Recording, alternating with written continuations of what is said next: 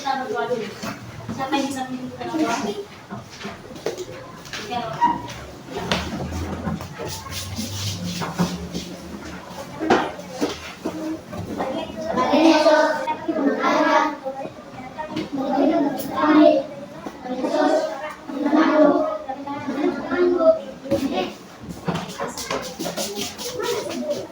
Baik, coba lihat dulu kanan kirimu siapa teman-teman yang belum kasih belum hadir pada hari ini.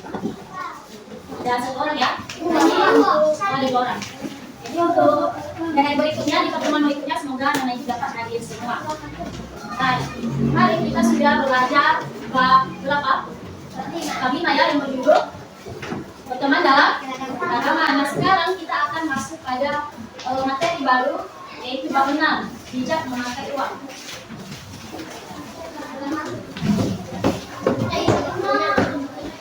Halaman 117.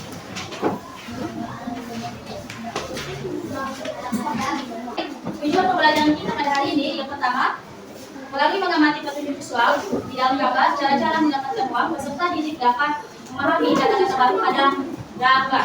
Yang kedua, melalui mendengarkan penjelasan guru, peserta didik dapat melakukan instruksi untuk bermain burung-burung. Dan yang ketiga, peserta didik dapat menuliskan nama-nama pekerjaan. Itulah beberapa tujuan pembelajaran kita pada materi baru ini. Nah, sekarang kita akan belajar tentang uang di Indonesia. Nah, uang, ada yang tahu apa itu uang? Ada? Ada yang tahu? Tidak ya? Uang adalah alat pembayaran, di mana uang itu sering kita gunakan setiap harinya untuk membeli barang-barang ya, baik itu makanan, minuman, buku, pulpen dan lain sebagainya. Jadi uang ini sangat penting di dalam kehidupan kita sehari-hari. Nah, di Indonesia juga, jadi nama mata uang di Indonesia kita adalah rupiah atau disingkat dengan Rp. Nah, di Indonesia juga kita memiliki 2 jenis uang, yaitu ya betul ya, uang kertas dan uang logam. Nah, berbicara tentang uang, apakah anak-anak itu sering mendapatkan uang saku dari orang tua? Pernah ya? Pasti setiap hari sebelum ke sekolah, anak-anak itu akan diberikan uang jajan. Nah, biasanya kalau orang tua memberikan uang jajan itu ada berapa? 2.000. Ya, ada yang dikasih 1.000, ada yang dikasih 2.000, ada yang dikasih 5.000? Ada? Siapa? Oh, segilangnya dapat uang 5.000 setiap pergi ke sekolah. Nah, uang yang dikasih kepada anak-anak ibu digunakan untuk apa? Untuk membeli makanan dan minuman. Ya, boleh-boleh saja, tetapi ketika orang tua memberikan uang kepada anak-anak ibu, maka harus bisa disisihkan sebagian, ya, ditabung sebagian. Kita harus bijak memakai uang. Jangan kalau kita dikasih 5.000, kita habiskan juga 5.000. Ya, misalkan kalau dikasih 5.000, kamu bisa gunakan misalkan 2.000, ya, yang 3.000-nya disimpan atau ditabung. Nah, di situ bagaimana cara kita untuk mendapatkan uang? Ada yang tahu? Ada yang tahu? Apa nih, Dok?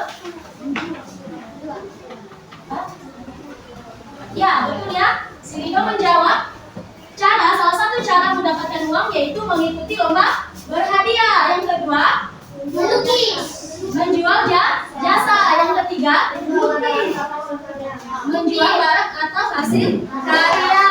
Nah, di situ ada 3 ya yang sering digunakan, yaitu pekerjaan, jasa dan juga karya. Pekerjaan adalah pencarian yang digunakan untuk dijadikan pokok penghidupan di sesuatu yang dilakukan untuk mendapatkan nafkah.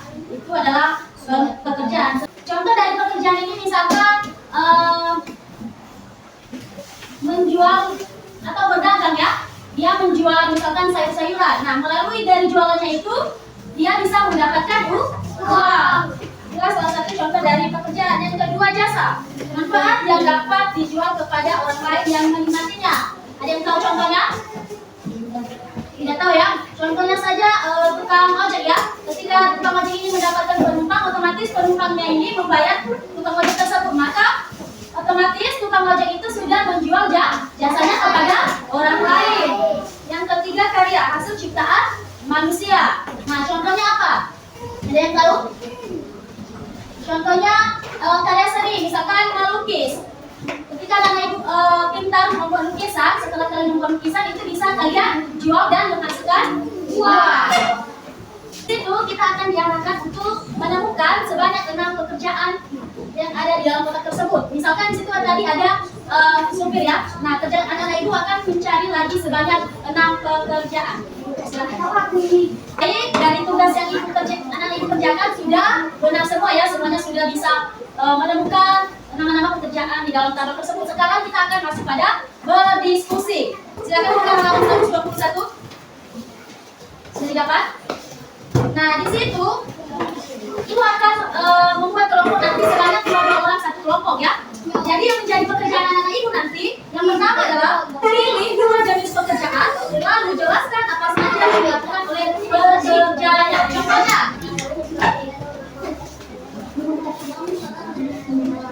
nah misalkan anak ibu memilih pekerjaan nelayan. Nelayan ini adalah termasuk pekerjaan. Nah, contohnya ini nelayan. Dia menjelaskan di situ nelayan adalah orang yang menangkap ikan dan menjual ikannya atau menjual ikan. Nah, pekerjaan anak ibu silakan dikerjakan seperti yang ibu arahkan tadi. Sudah bisa dipahami? Dikerjakan sekarang.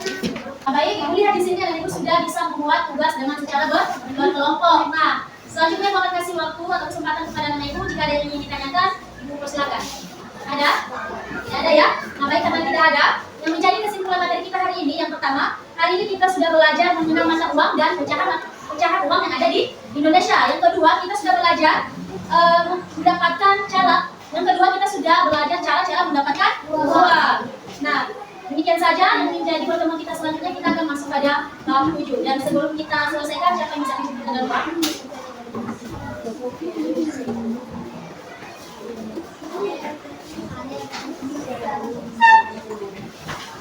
Tuhan